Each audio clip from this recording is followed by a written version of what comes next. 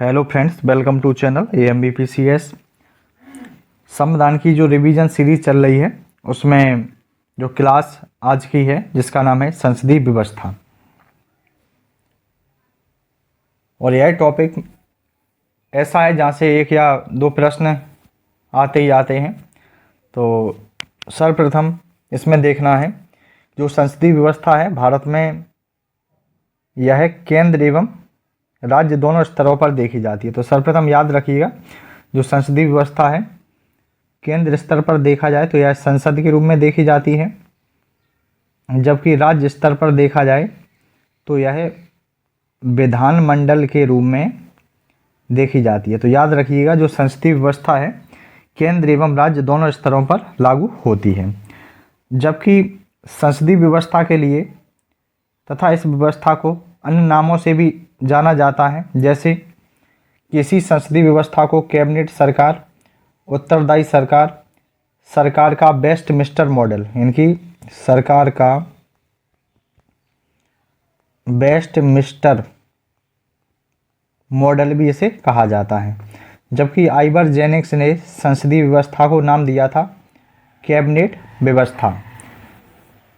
इसके साथ ही देखने वाले हैं संसदीय सरकार की प्रमुख विशेषताएं, वह है नामिक एवं वास्तविक। तो जो राष्ट्रपति कैसा होता है, नामिक होता है, याद रखिएगा, जबकि प्रधानमंत्री होता है वास्तविक।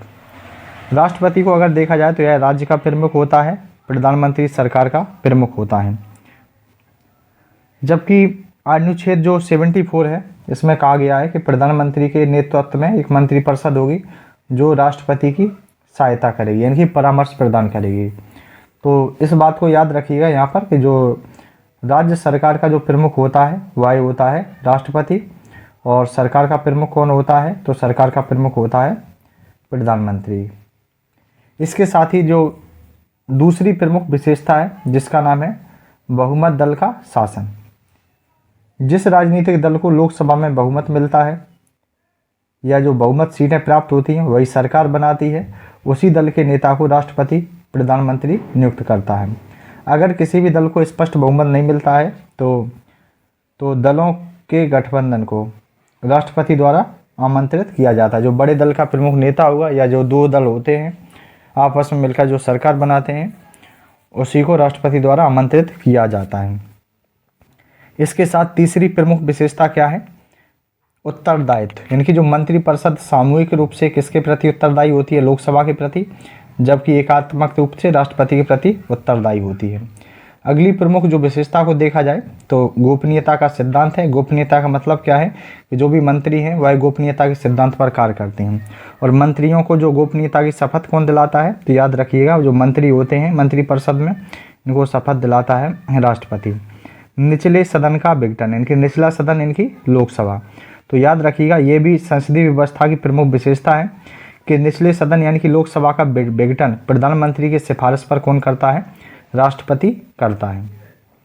इसके बाद देखने वाले हैं नेक्स्ट अगली प्रमुख विशेषता प्रधानमंत्री का नेतृत्व।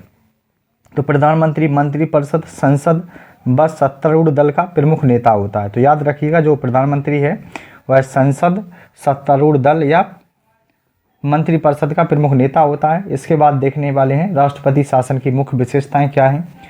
तो यहाँ पर अगर देखा जाए अमेरिकी जो राष्ट्रपति होता है राज्य व सरकार दोनों का प्रमुख होता है, मुखिया होता है, जबकि अभी हमने देखा कि जो भारतीय राष्ट्रपति होता है, भारतीय राष्ट्रपति केवल राज्य का प्रमुख होता है, जबकि सरकार का प्रमुख कौन होता है, प्रधानमंत्री।